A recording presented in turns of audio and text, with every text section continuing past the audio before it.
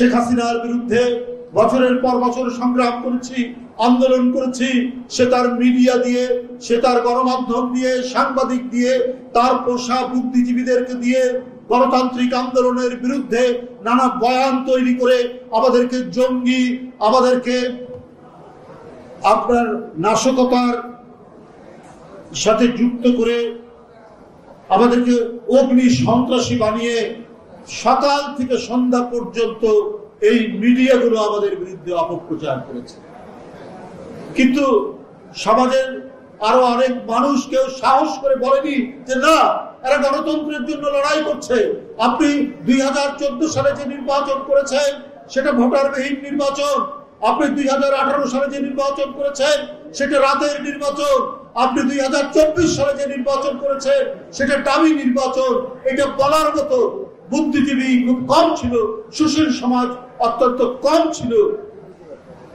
আমাদের আন্দোলন সংগ্রামে আমরা যখন জেলে, আমরা যখন কারাগারে, আমাদের ছেলেদের যখন পায়ের নখ তুলে দিচ্ছে, হাতের নখ তুলে দিচ্ছে, পুলিশের শটগানের গুলিতে তাদের চোখ দৃষ্টি শক্তি যখন অন্ধ হয়ে যাচ্ছে, তারপরেও কিন্তু আমরা সমাজে সুশীল সমাজ বলেন, বুদ্ধিজীবী বলেন, অধ্যাপক বলেন, প্রকৌশলী বলেন, সাংবাদিক বলেন, তাদের কাছ থেকে খুব একটা বেশি প্রতিবাদ আমরা দেখিনি। বন্ধুরা আমার, মিথ্যা মামলায় এই দেশের এক বরেণ্য রাজনীতিবিদ দেশনেত্রী বেগম খালেদা জিয়াকে একটা একটা ধ্বংসস্তূপের মতো কারাগারের মধ্যে বন্দী করে রাখা হলো প্রায় 2.5 থেকে 3 বছর। তারপরে গৃহবন্দী করে রাখা হলো আরো 3 বছরের মতো। অথচ এই ভদ্র মহিলাকে, জনগণের এই প্রিয় নেত্রীকে মার্কিন যুক্তরাষ্ট্রের নিউ জার্সির সিনেট তাকে উপাধি দিয়েছিল ফাইটার অফ ডেমোক্রেসি। অথচ তার বিরুদ্ধে একটা মিথ্যা মামলা শেখ হাসিনা দিলেন। আর কানাডার একটি human rights organization Begum Khaleda জিয়াকে তারাই প্রথম মাদার অফ ডেমোক্রেসি বলল।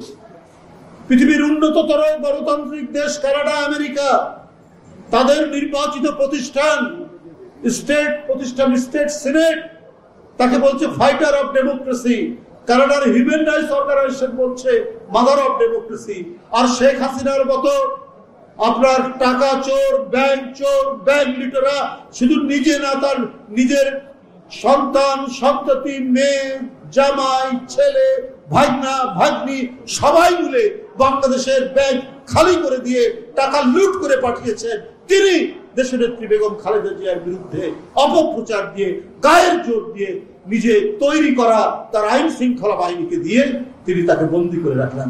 এই ছিল অবিচার, এই ছিল অন্যায় প্রতিষ্ঠা করেছে। কেউ কিছু করতে পারছিল না। সবাই যেন একটা আতঙ্ক, ভয়ের মধ্যে দিনাতিপাত করছে।